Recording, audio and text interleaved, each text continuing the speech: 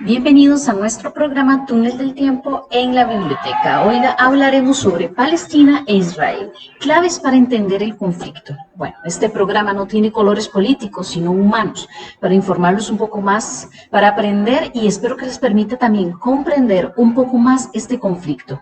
Bien, la disputa entre Israel y Palestina tiene tanta antigüedad como historia cada uno de sus pueblos. Estos territorios podrían ser considerados como cuna de la humanidad, en donde se han establecido las primeras sociedades organizadas de nuestra era, en donde se cree que los humanos pasaron de tribus nómadas a tribus sedentarias. Lo que hoy es Palestina fue habitada por pueblos semitas, que eran pueblos que se asentaron en Oriente Medio. Eran pueblos nómadas y pastorales y patriarcales. Podríamos mencionar a los pueblos filisteos y los cananeos y posiblemente otros más. Cuando llega el pueblo de Israel, tras su liberación de Egipto, se unen bajo un mismo pueblo bajo el mandato del rey David. Aproximadamente en el año 1000 a.C., seguido del reinado de su hijo el rey Salomón, que tras su muerte, se leen los datos investigados, se sumieron en luchas constantes. Posteriormente, los asirios destruyeron el reino de Israel. Luego esta tierra fue conquistada por los babilonios, por los persas y luego por los macedonios. Y luego llegó la conquista de los romanos bajo el mandato de Pompeyo, en donde se destruyó la ciudad y los templos que el pueblo de Israel había construido, quedando en pie solamente un muro, lo que se conoce actualmente como el Muro de los Lamentos. Nos adelantamos 2 siglos después de Cristo. Los israelitas estaban limitados a entrar a Jerusalén y esto contribuyó a la dispersión de los judíos por el mundo hasta entonces conocido. Bien, tras la caída del Imperio Romano y su partición, esta tierra quedó bajo el mandato de Bizancio hasta la conquista árabe en el año del 637 después de Cristo, en donde se establecieron lugares sagrados para los musulmanes. Llegan las cruzadas, que fueron aquellas expediciones militares que se proponían tomar Jerusalén y recuperar para la cristiandad los lugares sagrados que habían caído en manos de los musulmanes. Se realizaron un total de 8 cruzadas, esto entre el año 1095 y el año 1291. Después de eso, en el año de 1517, el territorio fue conquistado por el Imperio Otomano hasta finales de la Primera Guerra Mundial. En fin, esta tierra ha sido gobernada, destruida y repoblada por diversas dinastías, imperios y pueblos, desde el antiguo Egipto hasta caer en manos del imperio de los turcos en el siglo XVI. Debemos decir también que es una tierra de creencias, porque en este territorio se han marcado 3 grandes sucesos para 3 grandes religiones monoteístas del mundo. La primera, es un lugar sagrado porque fue donde Cristo fue crucificado. 2. Es el lugar donde Mahoma asciende al cielo. Y 3. Es la tierra prometida para los judíos. Bien, en contexto. Sobre Palestina, algunos datos dicen que fue durante el siglo II después de Cristo que apareció su nombre. Sin embargo, esta tierra se le conoció con otros nombres que variaron de acuerdo a las conquistas que con los años se habían dado. Bien, se ha entendido una Palestina para todos quienes habitaran el territorio que hoy está en conflicto. Incluso se hablaba de una Palestina como el lugar y el hogar de judíos y árabes. Inclusive, quienes nacían en esta tierra eran palestinos, independientemente de su fe. Pero el pueblo de Israel se dispersó por el mundo posteriormente a las conquistas que se dieron en el pasado. Algunos se quedaron en pequeños asentamientos en Palestina, en donde se les permitía seguir su culto religioso. Durante el siglo XIX, el imperio de los turcos autoriza el establecimiento de pequeños asentamientos de judíos que provenían de algunos lugares de Europa y de la Rusia zarista, en donde existía discriminación contra este pueblo. Por ejemplo, como cuando fueron perseguidos y expulsados de reinos como Inglaterra en el 1290, en Francia en 1394 o en España en 1492, siendo esta la primera ola migratoria judía conocida en la era moderna. Posteriormente, el aumento del antisemitismo y la llegada de los nazis provocaron más migraciones de judíos, por lo que en total hubieron 5 grandes olas migratorias a Palestina a través de los años. Para entonces se estimaba que la tierra que hoy está en conflicto estaba ocupada por la mayoría de árabes, otros de religión cristiana y los judíos, que eran minoría. Podríamos mencionar que no había existido hasta entonces un Estado judío como tal, sino fue hasta el inicio de estos sucesos. El desarrollo en Europa de un movimiento sionista que abogaba por un Estado judío en Palestina como solución del antisemitismo que había surgido en Europa. 2. La existencia de algunos puntos geográficos propuestos para el establecimiento de un Estado judío. Uno de ellos era en un país de América del Sur, otro en un país de África y otro en el Oriente Medio. Y el lugar seleccionado fue Oriente Medio, para ser más precisa, Palestina, que tenía que ver con el Antiguo Testamento y era considerada como la tierra prometida por Dios para este pueblo. Y como punto 3, tenemos la búsqueda de apoyo de diversos grupos judíos ubicados por diversos países de Europa para expandir un movimiento sionista. Bien, para el año de 1901 el movimiento sionista se formaba y creaba el Fondo Nacional Judío, esto para comprar tierras en Palestina exclusivas para judíos. En 1921 se crea la milicia sionista armada en Palestina. Bien, tras la finalización de la Primera Guerra Mundial en 1918, el Imperio Turco fue repartido entre las potencias vencedoras. Entonces, en 1922, la Liga de Naciones, que fue la antecesora de la ONU, oficializó el mandato británico sobre Palestina, por lo que el Imperio Británico administraba este territorio. Y aquí es muy importante mencionar que desde 1917 la corona británica emitió la Declaración de Balfour, que era una manifestación formal, pública, para anunciar su apoyo al establecimiento de un hogar nacional para el pueblo judío en la región de Palestina, que en ese entonces formaba parte del Imperio Otomano o el Imperio Turco. Entonces, bajo la administración del Imperio Británico, el movimiento sionista apeló a la Declaración de Balfour para establecerse en Palestina. Esta declaración no tenía en cuenta a los árabes que habitaban en Palestina. Sin embargo, esta declaración establecía, y abro comillas, no se hará nada que pueda perjudicar los derechos civiles y religiosos de las comunidades no judías en Palestina. En fin, esto dio impulso al movimiento sionista y al retorno de los judíos a Palestina. Estos movimientos iniciaron un sentimiento nacionalista árabe-palestino. En 1925 se funda la primera organización sindical árabe en Palestina, que organiza varias huelgas exitosas que llevan a una mejora en las condiciones de trabajo de los trabajadores árabes. En 1936 se daba inicio a la revuelta árabe, 6 meses de huelga general. En 1937, un censo demuestra que los trabajadores judíos ganan un 143% más que los trabajadores árabes palestinos. En 1939 se da el fin de la revuelta árabe y se da inicio a la Segunda Guerra Mundial. Se aumentó la población migratoria de judíos a Palestina debido a las persecuciones en Europa. Al término de la Segunda Guerra Mundial, se crea la Organización de las Naciones Unidas.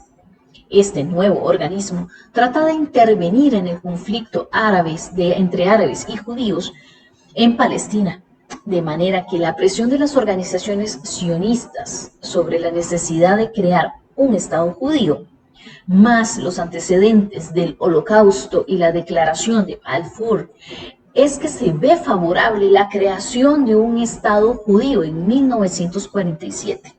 Y en ese mismo año se vota por la solución de los dos estados, posteriormente conocida como la Resolución 181, la cual optó por dividir Palestina en dos estados, uno árabe y otro judío, como un régimen internacional especial para la ciudad de Jerusalén.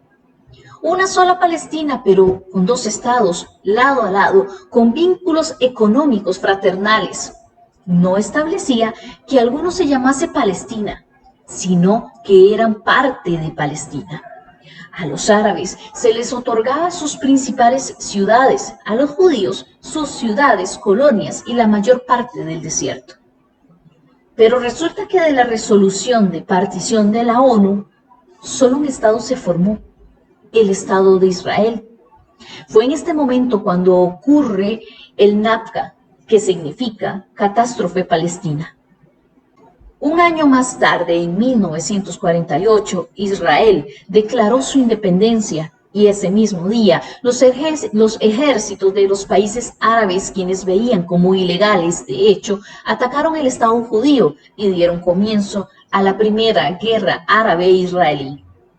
Un día después de la declaración de independencia del Estado de Israel, el Imperio Británico declara la expiración de su mandato y se retiró de Palestina. Más de 700.000 refugiados palestinos se fueron hacia las zonas que les fueron concedidas, la Franja de Gaza y Cisjordania.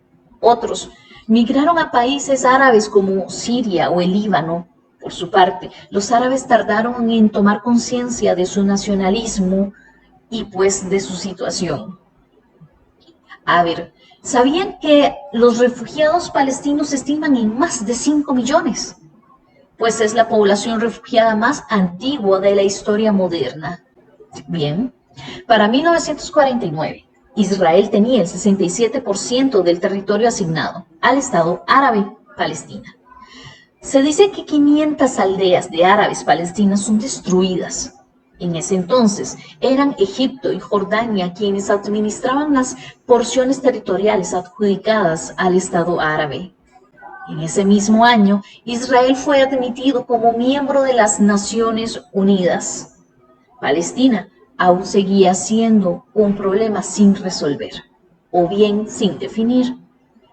A pesar de que sí existieron intentos de alcanzar acuerdos, parece que Israel no pretendía comprometer las ganancias obtenidas de los conflictos armados años atrás. Y poco a poco, Israel fue ganando más y más territorio.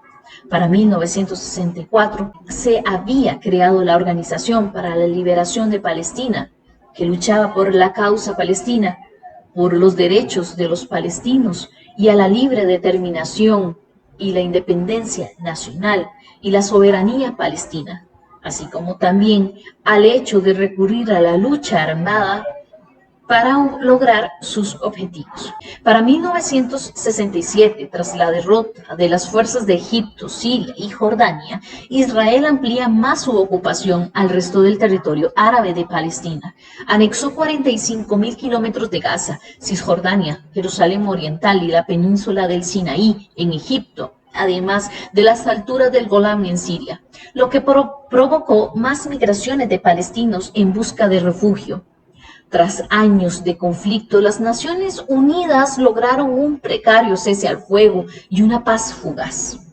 Se dice que se le insistió a Israel para que facilitara el regreso de los refugiados, pero Israel no accedió a ningún pedido, de manera que se negó a retirarse de los territorios ocupados, ni tampoco a retirar las fuerzas armadas israelíes. Este hecho reafirmó la convicción de la OLP de librar una lucha independiente y nombró a Yasser Arafat al frente. Un año más tarde, en 1968, ante una agresión de Israel, el pueblo palestino de la OLP, comandado por Yasser Arafat, decidió hacerle frente. La batalla resultó un triunfo frente al ejército sionista. Como consecuencia de esta victoria militar, su prestigio creció y ayudó a que más jóvenes se unieran a la lucha armada. Yasser Arafat fue consiguiendo cada vez más reconocimiento internacional. En 1973 ocurre la guerra de Yom Kippur, que fue una ofensiva de Egipto y Siria sobre Israel para recuperar la península del Sinaí y las alturas del Golán. En 1974, Yasser Arafat fue el primer representante de una organización no gubernamental, precisamente la OLP, en dirigirse al plenario de las Naciones Unidas. El líder palestino participó en varias negociaciones de paz con el gobierno de Israel para terminar el conflicto que llevaba entonces ya décadas entre ambos.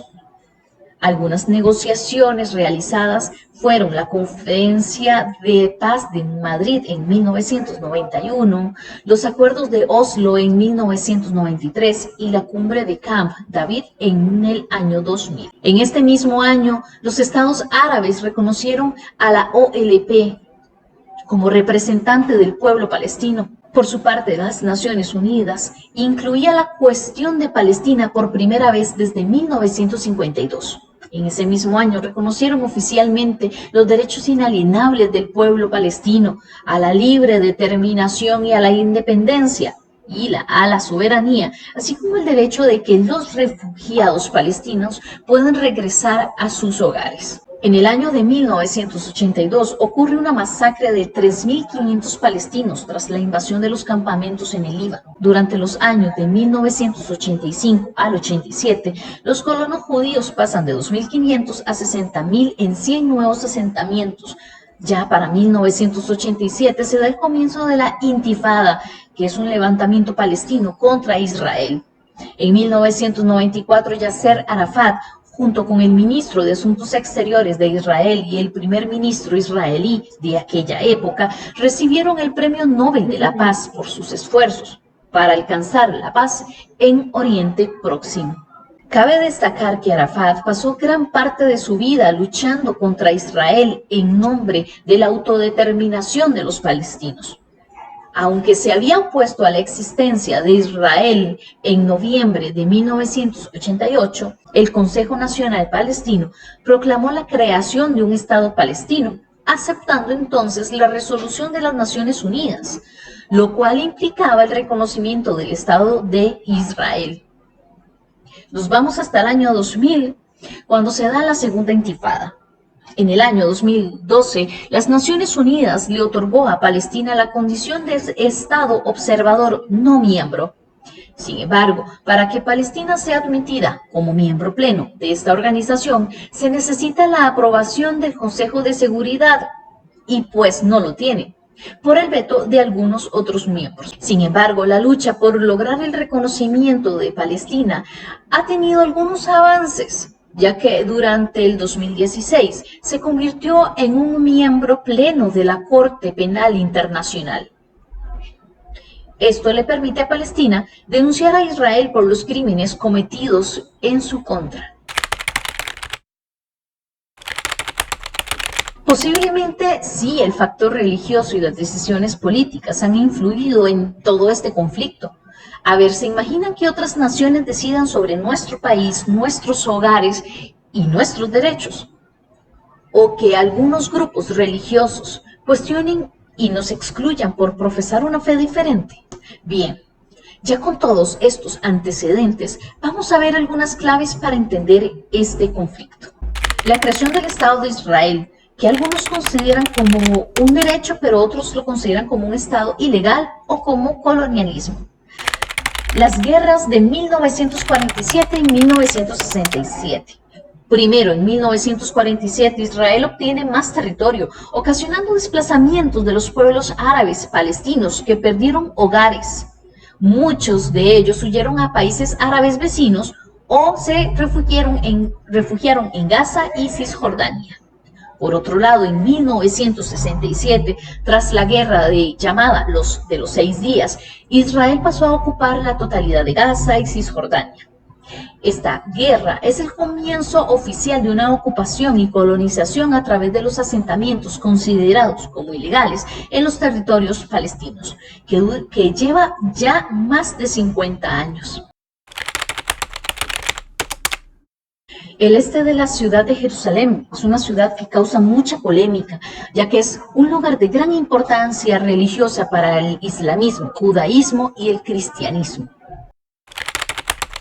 Los acuerdos de Oslo y Camp David, que son procesos de paz no logrados y procesos para que los refugiados palestinos pudieran retornar, pero tampoco fue un acuerdo satisfactoriamente logrado. Gaza, que se considera, y no son mis palabras, como la cárcel más grande del mundo. Gaza es una región que alberga unos 1.6 millones de personas y posiblemente ahora, hoy en día, muchos menos, en donde la situación humanitaria es extremadamente preocupante. La política de demoliciones y destrucción, pues hay dos leyes claves en la política de desalojos en Jerusalén. Uno, la Ley de Bienes Ausentes de 1950 y la Ley de Asuntos Legales Administrativos de 1970. Esto permite el desalojo forzoso y destrucción de las propiedades palestinas por los israelíes. Los asentamientos judíos que llevan extendiéndose desde la guerra de 1967. La impunidad, porque ¿cómo es que ante el mundo moderno se cometan hechos que bajo otras circunstancias o entre otros actores sean considerados como crímenes de guerra, pero en este caso no pase nada? ¿Será falta de voluntad política? No lo sabemos. Bien, concluyendo. ¿Quién define quién es el bueno y quién es el malo? Nos es muy difícil entender sobre todo esto si nunca hemos pasado por algo similar. Pero al no informarnos, al no investigar y sobre todo al no entender todo lo que está implicado en estos conflictos, ¿cómo vamos a definir quién es el bueno y quién es el malo? Y no quisiera justificar la guerra ni la veo con buenos ojos, pero los conflictos siempre estarán al lado de la humanidad con un precio muy alto. ¿Se han preguntado por qué? Porque es más viable la guerra y la muerte, la violación de los derechos humanos a alcanzar la paz. Con cada muerte de inocente, con cada hogar destruido, con cada lágrima derramada, con cada persona que muere de hambre o desnutrición, no se pierde ni se gana una guerra, sino se pierde nuestra humanidad. Y estas son algunas cosas que pasan a consecuencia de la guerra, y todo esto sucede a la vista y paciencia del resto del mundo. Muchas veces leemos en los libros o nos cuentan de la historia sobre grandes injusticias que se han cometido contra la humanidad. Hablemos del holocausto judío, de la apartheid en Sudáfrica, el hambre en África, la pobreza extrema en Haití, es más, la muerte y destrucción de los pueblos nativos que trajeron los colonos a América cuando se descubrió. Hechos sobran, pero hoy, mientras escuchas esto, hay gente muriendo en una guerra, quedando sin nada, quedando sin casa, sin familia, sin comida, sin esperanza y sobre todo sin amor. Y bueno, si has llegado hasta aquí, gracias. Espero que esta información les sea muy útil. Recuerda que puedes solicitar a la biblioteca la información que se utilizó en este programa. Entonces, nos vemos en el próximo programa. Hasta la próxima.